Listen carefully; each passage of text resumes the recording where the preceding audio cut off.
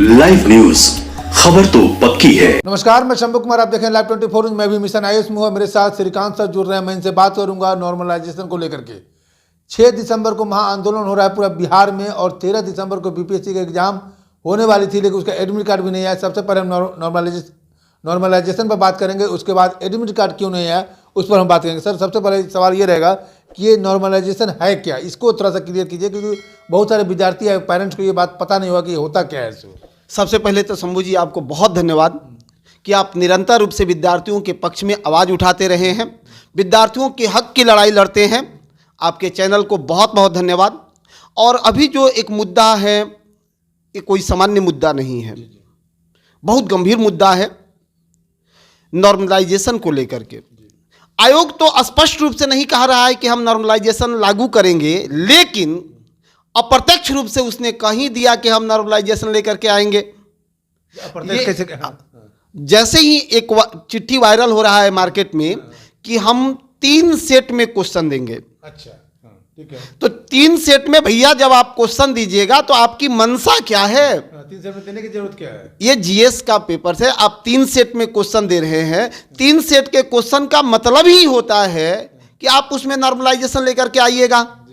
और नॉर्मलाइजेशन सीधे सीधे शब्दों में ईमानदार और स्वच्छ होने के बीपीएससी के छवि को नहीं दिखाता है, बल्कि कहीं ना कहीं यह बीपीएससी के मन में जो एक शंका है गलत करने की या किसी स्तर पर भी छेड़छाड़ करने की, उस मंशा को स्पष्टतः दिखा रहा है। नहीं तो आप देखिए बीपीएससी के जो अभी एक मिनट, मनसा की आप बात किए तो कहीं ना कहीं ऐसा नहीं हो सकता, ऐसा नहीं है कि संभावना व्यक्त किया जा सकता, क्योंकि ऐसा होते आ रहा है कि कभी क्वेश्चन पेपर लीक हो जाता है या इनडायरेक्टली रूप से लोगों को बना दिया जाता है। तो ये जो बड़े बड़े सेटर हैं जो नौकरी दिलवाने का काम करते हैं, उनके इनडायरेक्टली रूप से वो उनका मंशा को पूरा करने का इरादा तो नहीं है इस नॉर्मलाइजेशन के माध्यम से। हम लोग उस पर आएंगे, लेकिन आयोग के जो अभी अध्यक्ष हैं मनु भाई परमार अध्यक्ष हैं। अभी आप देखिए उत्तर प्रदेश में यह मामला आया था नॉर्मलाइजेशन को लेकर के, विद्यार्थी ने कतई स्वीकार नहीं किया। उत्तर प्रदेश में लगातार कई दिनों तक आंदोलन होता रहा, अंततः आयोग को झुकना पड़ा, सरकार को झुकना पड़ा और नॉर्मलाइजेशन वहां समाप्त कर दिया गया। इन सब होने के बाद भी आखिर भाई बीपीएससी नॉर्मलाइजेशन लेकर के क्यों आ गया? क्यों आ गया? आयोग को तो ये बताना चाहिए, विद्यार्थियों के सामने आकर के बताना चाहिए।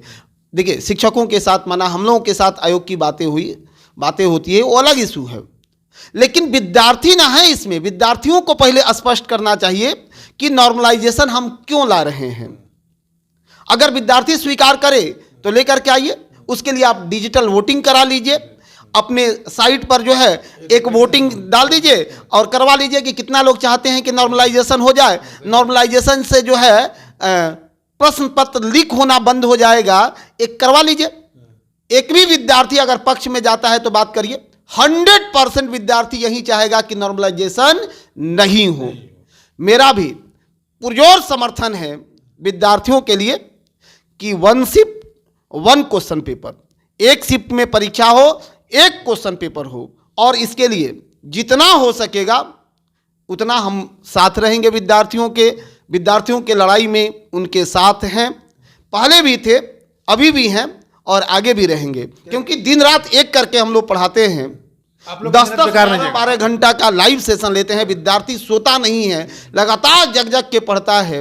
वैसे ईमानदार और होनहार बच्चों को कहीं ना कहीं उनके स्किल को गला घोंट दिया जाएगा, तो ये ठीक नहीं है। आपके माध्यम से विद्यार्थियों से हम कहेंगे कि ठीक है, आपके हक की बात है, तो 6 दिसंबर को आप इसमें आंदोलन में जुड़िए, अपनी मांगों को रखिए।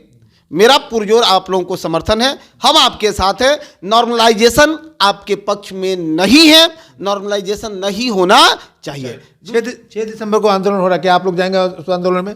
आपके तरफ से साथ हैं? निश्चित रूप से हम धरना स्थल पर जाएंगे, निश्चित रूप से विद्यार्थियों के साथ हैं। ये ऑन कैमरा कमिटमेंट कर रहा है जो भी व्यक्ति, जो भी छात्र आप देख रहे हैं, या 6 दिसंबर को जो आप आंदोलन कर रहे हैं, उस आंदोलन में श्रीकांत सर मिशन आयुष से आपके साथ में है और ये नॉर्मलाइजेशन के खिलाफ है, क्योंकि ये विद्यार्थी के भविष्य के संकट है। ये कई सारे इसमें पहलू हैं, उस पहलू पर भी बात करेंगे। सर, ये सवाल हुआ कि नॉर्मलाइजेशन लागू होने के बाद क्या होगा, क्या हो जाता है? देखिए, नॉर्मलाइजेशन होने के बाद क्या हो जाता है कि वो मामला अंधेर, मतलब कहते हैं ना कि वो अंधेर कोठरी में चला जाता है। ठीक है, अब आयोग जीएस के प्रश्नों को कैसे डिसाइड करेगा कि कौन सा प्रश्न टफ है और कौन सा प्रश्न आसान है? भैया, जो हमको याद है वो आसान है और जो नहीं आ रहा है वो टफ है। अब आप क्या मानक उस पर करिएगा कि कौन टफ है कौन आसान है? तो ऐसी चीजें सिविल के परीक्षा में नहीं होना चाहिए।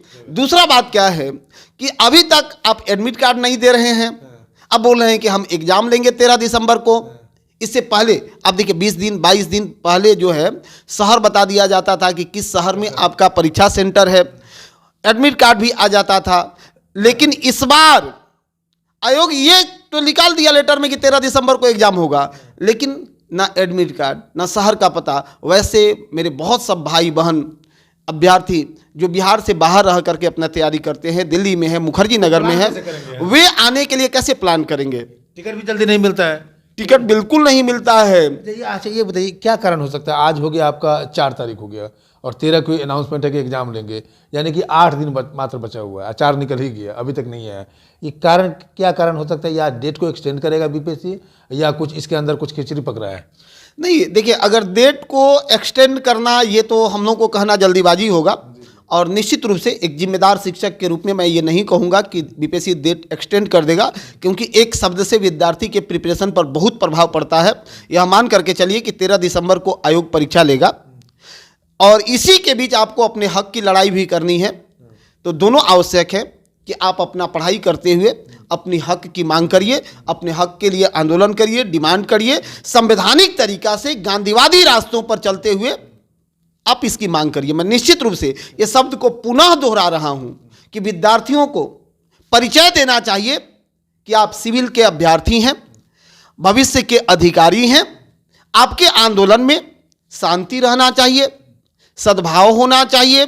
किसी भी प्रकार के किसी भी स्तर पर हिंसा या अन्य चीजों को आंदोलन में शामिल नहीं होने देना विद्यार्थियों का पहला कर्तव्य है कि वो इसको लेकर के आगे बढ़े। आप 6 दिसंबर के लिए आप एक सुझाव दे रहे हैं? हाँ, 6 दिसंबर के लिए हम सुझाव दे रहे हैं कि एकदम गांधीवादी पथ पर चलते हुए और अपनी आंदोलन को बीपीएससी गेट पर पहुंच करके अपनी मांगों को रखें। मुझे पूरा उम्मीद है, पूरा भरोसा है कि विद्यार्थियों के पक्ष में फैसला आएगा और विद्यार्थी के पक्ष। हाँ, जैसे अभी आज देख लीजिए, ये कांस्टेबल वाले विद्यार्थियों ने आकर के जो ही है बहुत अच्छा तरीका से उन लोगों ने भी आंदोलन को आयोजित किया। एकदम शांति आंदोलन रहा, कहीं कोई बड़ा कुछ खबर नहीं है, कहीं कोई बड़ा कुछ हुआ नहीं। तो फैसला विद्यार्थी के पक्ष में गया और हम लोग आपके शिक्षक हैं, तो यही चाहेंगे ना कि सब विद्यार्थी का भला हो और अच्छा हो। तो आप सबके लिए बेस्ट ऑफ लक 6 दिसंबर के लिए। 6 दिसंबर को आप भी साथ दे रहे हैं और आपकी बातों को सुने। चलिए, श्रीकांत सर मिशन आईएएस से जुड़ रहे हैं, इन्होंने साफ साफ कहा कि 6 दिसंबर के जो आप आंदोलन कर रहे हैं उस आंदोलन में आप गांधीवादी तरीके से आंदोलन कीजिए, जिस तरह से गांधीवादी के जो तरीके थे उस तरीके पर, और 6 दिसंबर को ये आपके साथ रहेंगे, आपके आंदोलन में ये जाएंगे। और सरकार से ये साफ साफ, आयोग से साफ साफ डिमांड कर रहे हैं कि नॉर्मलाइजेशन को ख़त्म कर दिया जाए। ये वही बात हो गई, टके से राजा टके से खाजा वाली बात हो गई। यहाँ पर एग्जाम्पल फिट करेगा नहीं तो नहीं कहा जा सर, आयोग स्वायत्त। चलिए, आयोग को निर्णय लेना चाहिए, क्योंकि आप एक वोटिंग, ये कह रहे हैं कि वोटिंग के माध्यम से भी आप सारे छात्रों से पूछ लीजिए, अगर वोटिंग में आपको जो परसेंटेज जिस पक्ष में वोटिंग होगा उसका आप निर्णय लीजिएगा। चलिए, 6 दिसंबर को जो आप रैली कर रहे हैं, जो आंदोलन कर रहे हैं, चैनल के माध्यम से भी आप लोग कह रहे हैं कि कोई भी अहिंसक कदम मत उठाइए, कोई भी हिंसक कदम मत उठाइए। जिस तरह से सिपाही कांस्टेबल के छात्र छात्राओं ने प्रदर्शन किया गर्दनी बाग में, उस तरह का प्रदर्शन किया, उनकी बातों को सुना। अगर आपकी बात सरकार तक पहुंचती है और हम अपने चैनल के माध्यम से भी आप लोगों की बातों को पहुंचाने की कोशिश करेंगे। 6 दिसंबर को आप लोग हिंसक रास्ते पर मत उतरिएगा और अहिंसा के रास्ते पर चल करके अपने न्याय को मांग कीजिएगा। मैं शंभू कुमार, कैमरा जर्नलिस्ट यशोधर्मा के साथ पटना। अगर मेरे चैनल को लाइक और सब्सक्राइब नहीं किए हैं तो लाइक करें, सब्सक्राइब करें। Thank you so much. Live news, खबर तो पक्की है।